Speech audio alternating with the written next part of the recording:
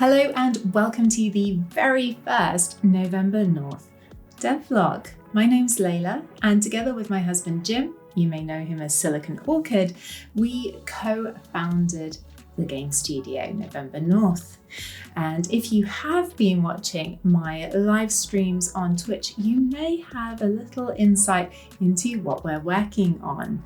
And that is a game codenamed HorrorTown. Now, this isn't the first game that Jim and I have worked on. We worked on one more than 10 years ago that went onto Windows Phone and was featured next to Angry Birds and Fruit Ninja. But we're going for a PC game this time. So HorrorTown is set in suburbia, and our protagonist Bryce has inherited this big old house on a cliff. Bryce travels to the town and she's like, things are a little bit weird here.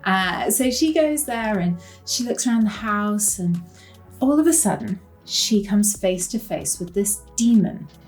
And the demon offers her an ultimatum. Either come into cahoots with me or face eternal slavery as my minions. So this means that we have to go and gather intel, sneak into people's houses. That's where we're at with the game story, and that is kind of subject to change. But where are we with development? Jim and I are both software engineers. We're both developers.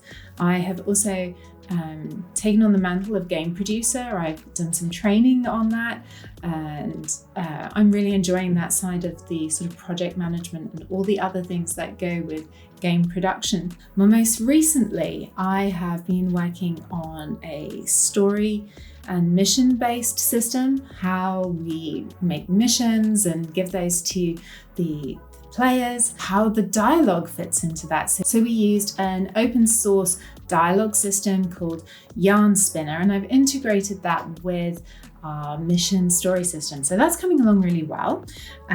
We have a mission now and we can go and talk to some NPCs. Speaking of NPCs, since I started working on the game full time back in March, I have been working on the NPC AI, implementing something called GOAP, Goal-Oriented Action Planning. It's a type of decision-making AI that makes for quite emergent behavior in NPCs. So we've got that in place. We've got the mission system in place, and I'm now working on a way to save the game. Pretty important. Well, what has Jim been working on? Well, he's been working on the game for a lot longer than me, obviously. So he had a lot of systems in place already. He did put the initial GOAP system in. He's also been spending a lot of time on performance. We have like a light culling system that we call the smart light system. It turns lights on and off, it manages their shadows, it changes the quality of the lights based on how close they are to the player. So it's a really cool system.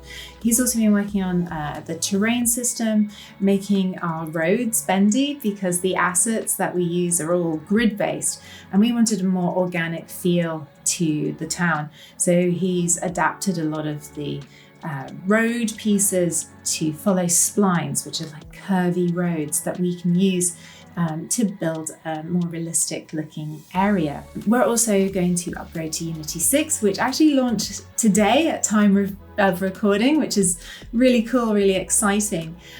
He also implemented an interaction system, which fits nicely in with my mission system and enables us to go and talk to NPCs or pick up objects or hide in a wardrobe, all those sorts of things. So it's all busy, all systems go, go, go. You can catch me developing a couple of times a week on Twitch. You can follow us on Patreon. We have a free membership tier there where we're trying to post some updates and things like that. So yeah, come and join us on this journey. I'll try and keep you posted. I don't know how regularly I'll do these devlogs, but I'll try and do them as we have interesting things to talk about and share. Yeah, so thank you so much for watching. Bye.